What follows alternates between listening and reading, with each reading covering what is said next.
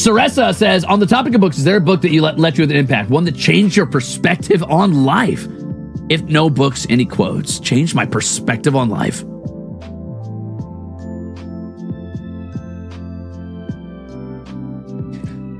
So, no.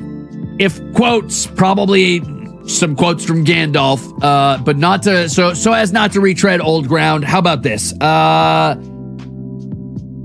Two gaming franchises have influenced my thought processes irreversibly, and this is stupid, and maybe you look at this in like video games change your thought process. That's so quaint. That's so dumb. That's so sweaty Western nerd of you, and maybe. I don't give a shit. Fuck it. I mean, video games tell stories like books do. And the two franchises that have changed my opinion on life, I think, are probably the Souls franchise and The Legend of Zelda. I think I probably developed my martyr complex early on from idolizing characters like Link, and the idea of selfless sacrifice and selfless servitude, not like servitude to an undeserving person, but people who would not ask it of you but deserve to be saved. And I think Dark Souls came to me in a time that was really important in my life, when I was really struggling with the idea that nothing was worth doing, and I couldn't find a reason to keep pushing or bother being alive. And I think through the struggle of beating that game, banging my head on the wall over and over again, and watching countless lore videos, and really kind of feeling like I embodied, the chosen undead to a degree, I think it started to change the way I perceived struggle and pain and hardship, and I started finding meaning in meaningless things. I started to recognize, I think in my own life anyway, that life... So these two things, they coincided with each other in a weird way, right? Because as a boy, I really wanted to be Link. I really wanted to exist in like the Zelda franchise or whatever, and be a glorified hero who did really cool shit and was well loved for it, and saved the world in a meaningful way and went on some big quest. And when I recognized that heroes are dead and there are no more quests to partake in, and there never was truly the idea of going out with a sword and killing a monster, and that was the embodiment of fighting evil, that fighting evil is done internally and externally with, actionable change and, trying to like fix the world through making other people better and not killing things. I think a part of me kind of broke. I was really sad. I was really sad to realize I couldn't go out and be a hero and find that adventure. But I think Dark Souls helped me to realize that despite the monotony of day-to-day life, and despite not being able to make change by myself, that struggle for struggle's sake and personal growth is really all that matters.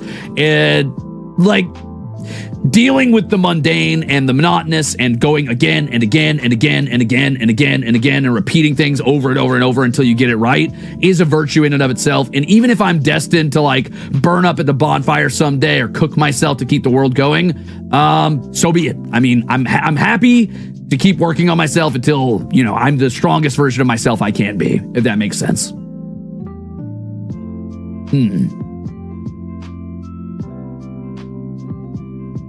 I hope that makes sense. I guess I learned two things from Souls. I learned that there's virtue in the mundane and in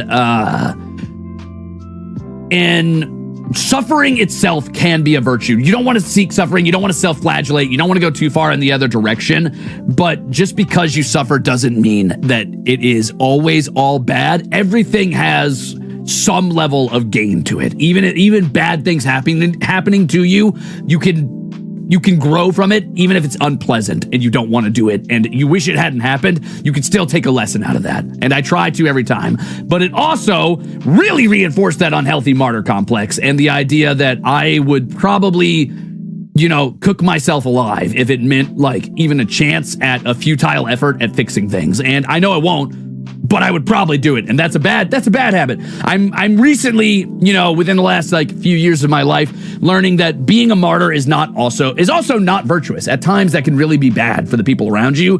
You get so obsessed with the idea of being a good person or doing the right thing that you hurt the people that matter to you because they watch you hurt yourself doing it.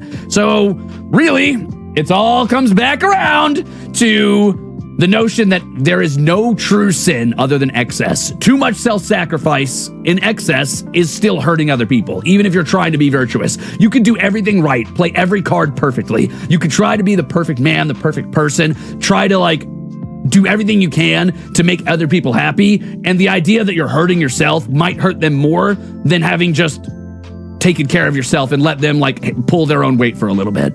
That happens. It's a hard lesson to learn. It sucks. It really, really wounded my ego and my worldview when I learned that, but it was an important lesson to learn.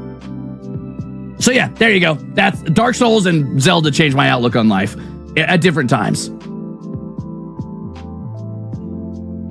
Okay, cool. Mint Champ, how do you feel about goblins? Gorblins are great. I love punching gorblins in the no, I'm just kidding. Goblins are cool. Goblins are cool.